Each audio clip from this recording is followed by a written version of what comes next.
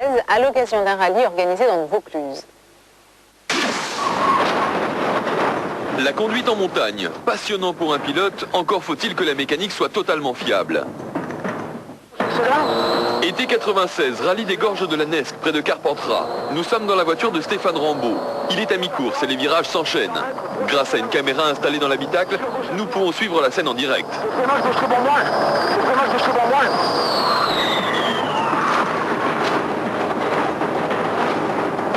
La voiture ne s'immobilisera que 70 mètres plus bas. J'attendais le voile noir qui arrive et ça y est, c'était la fin, j'étais mort. Mais non, heureusement, Stéphane Rambaud s'en est sorti indemne. Pour essayer d'expliquer son accident, nous avons demandé à Richard Autran de refaire ce parcours. Pour lui, ce virage ne présente pas de difficulté majeure. Le lieu où s'est passé l'accident, c'est un virage qu'il faut bien repérer en reconnaissance. C'est un virage qui se négocie assez vite et à moins d'un bruit mécanique, on ne peut pas sortir à cet endroit-là.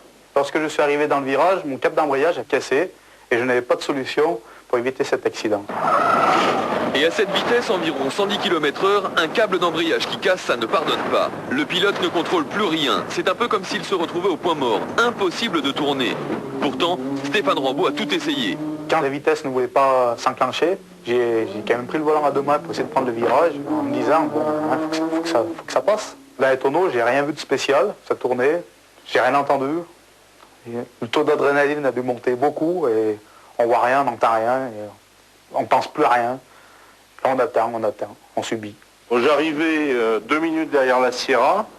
Je vais pour freiner, je vois 2 énormes traces de frein noir qui se dirigent vers le mur. Je lève le pied, sachant pas ce qui se passait. J'ai continué, j'ai rien vu. Et bien sûr, j'ai appris à l'arrivée que la voiture était sortie, mais que les gars n'avaient pas grand-chose. Lorsque la voiture a arrêté de glisser au pied de la descente, on s'est extrait du véhicule en attendant les secours, qui sont arrivés une dizaine de minutes plus tard. Les pompiers et le médecin nous ont remontés, nous ont ramenés au départ, et ils m'ont extrait les bouts de verre que j'avais sous la paupière. Stéphane Rambaud s'en sort bien, mais ce n'est pas par hasard. Car en rallye, les règles de sécurité sont très strictes et les voitures très protégées. Arceaux de sécurité, sièges baquets et harnais ultra résistants, tout est prévu pour que les pilotes soient le plus protégés possible. Mais au fait, y avait-il un moyen d'éviter l'accident en utilisant le frein à main, par exemple? En actionnant et le frein à pied et le frein à main, il y avait toutes les chances qu'on bloque les roues, et à ce moment-là, le résultat aurait été le même.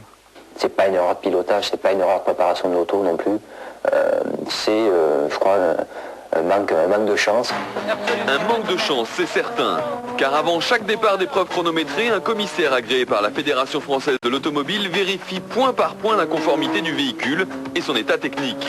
En l'occurrence, la voiture avait été vérifiée, validée, y compris le câble d'embrayage. Ce qui aurait été le top, c'est de pouvoir changer toutes les pièces d'usure avant le rallye, mais pour des amateurs, c'est pas faisable. Le rallye est un sport qui coûte très cher.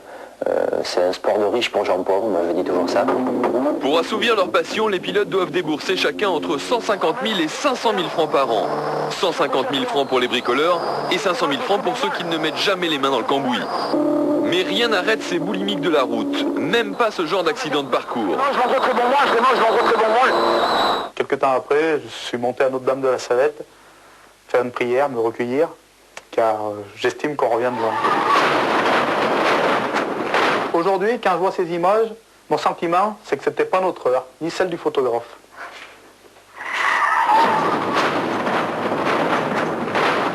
Et c'est avec philosophie que Stéphane Rambaud a depuis repris la route et les rallyes.